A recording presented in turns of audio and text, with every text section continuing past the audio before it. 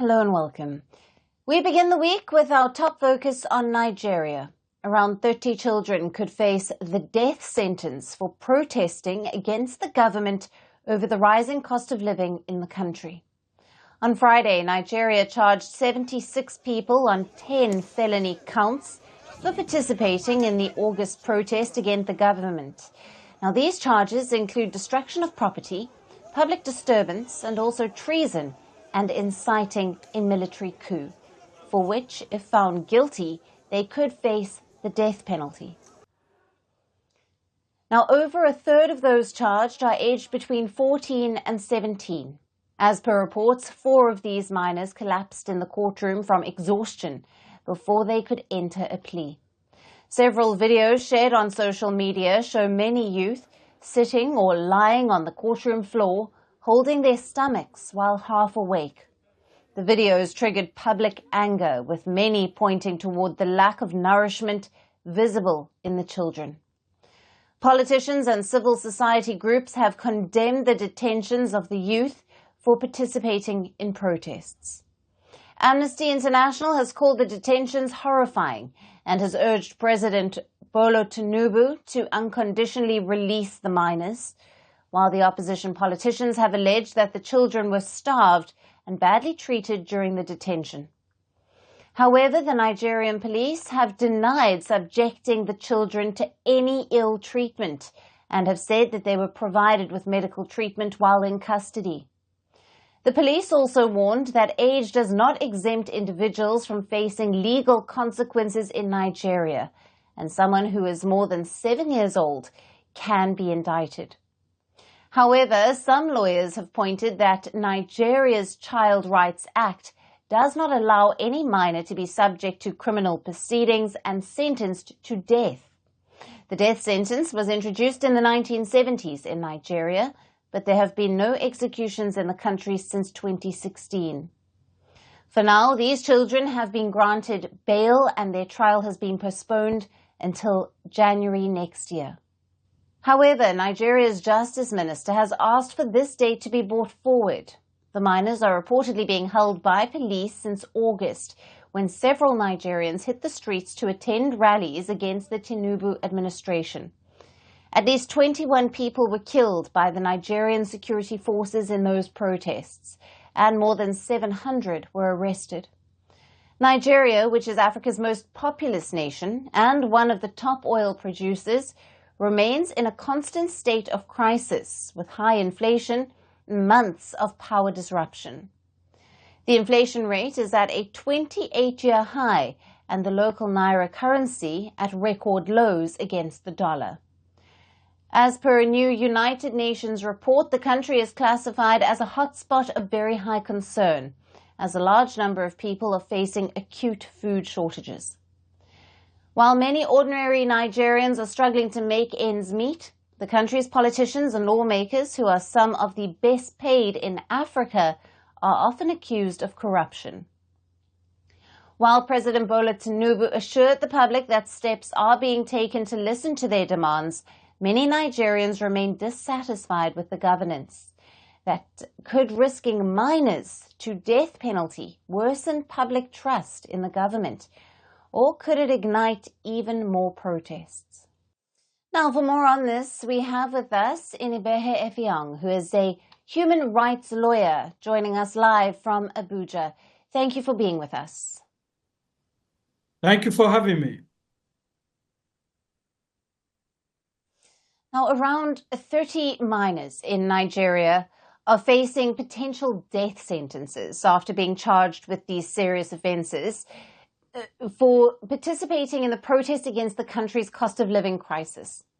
What legal provisions in Nigeria's Child Rights Act prohibit the prosecution and sentencing of minors to death, and how are these being addressed in the current cases? Thank you. What has happened is that these minors were arrested along with adults across some states in the country, particularly the northern part of Nigeria, including Kano State and Kaduna State and some other places in the country. They have been in detention for the past 3 months. They were in police custody before the Nigerian government took them to the court and charged them for treason and other sundry offenses. Now, by law, it is possible to hold a minor criminally responsible for an offense that a minor is alleged to have committed.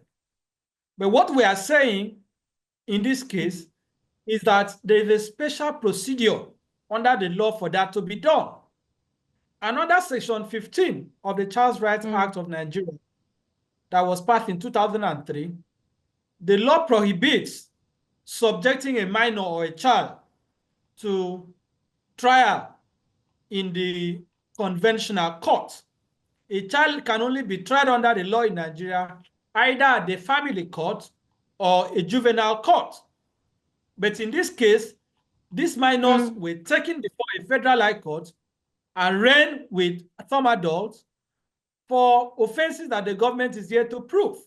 They were also detained along with these adults at the police detention facility called SARS in Abuja, which was the special anti-robbery squad that led to the NSAS protests in Nigeria in 2020. It is that same facility that was notorious for the killing and slaughter of Nigerians that these minors were detained.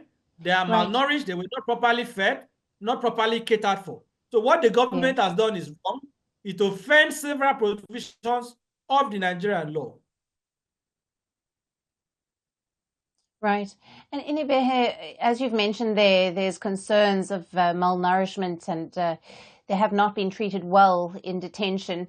Considering Nigeria's international obligations under treaties like the Convention on the Rights of the Child, what implications could these death penalty cases for minors have on the country's global standing and diplomatic relations?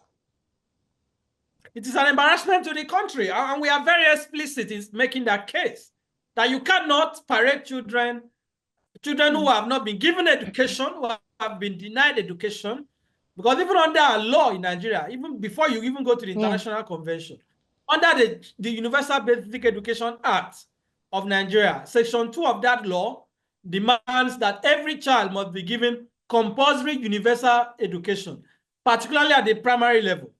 So for the government that has denied these children their right to education, has also recognized under Section 18 of the Nigerian Constitution, under the African Charter, and under even the UNICEF instruments and other international instruments. It makes a mockery of our country. It portrays Nigeria as a country that is not ready for democracy, as a country that has no regard for human rights. But we are not surprised, because we are dealing with a regime, we are dealing with a system that has continually violated the rights of Nigerians, that has continually subjugated the Nigerian people. So it is not surprising that children are being treated in this manner. As I said, these are children that have been neglected, that have been abandoned, both by the regional government, the sub-national government, and the national government in Nigeria. So this stands condemned, and the international community must condemn what has happened. Because if you are asking investors to come and invest in Nigeria, at the time that our economy has almost completely collapsed, at the time that our inflation has gone very high, at the time that the people can barely survive, and you are bringing these children to charge them for treason, an offense that carries the death penalty. So it is a mockery of the legal system. To even insinuate that 13-year-old were trying to overthrow the president simply because they came out to protest. So I find it very scandalous. I find it very unpatriotic. It is an irresponsible action by the government, by the police. And that is why we are demanding that these frivolous charges that they have filed should be discontinued immediately. Right. Inibehe, thank you very much for being with us on First Post Africa and for your valued insights and analysis on the latest coming out of Nigeria. Thank you for having me. My pleasure speaking with you. Washington is all set for a presidential battle like no other. In less than 90 days, it's either going to be him or me sitting in the Oval Office. Kamala Harris versus Donald Trump. All we want is one simple thing. Get out on Tuesday and go. A vice president versus a former president. As we head towards election night, Vantage will be live from the heart of the action. speaking to voters in this final stretch, I'm still very undecided. Very close presidential race. tracking the campaigns as they make the last push. From exclusive ground reports to in-depth analysis, this is your one-stop destination for the presidential race. Join us on this special edition of Vantage, live from the White House in Washington, D.C.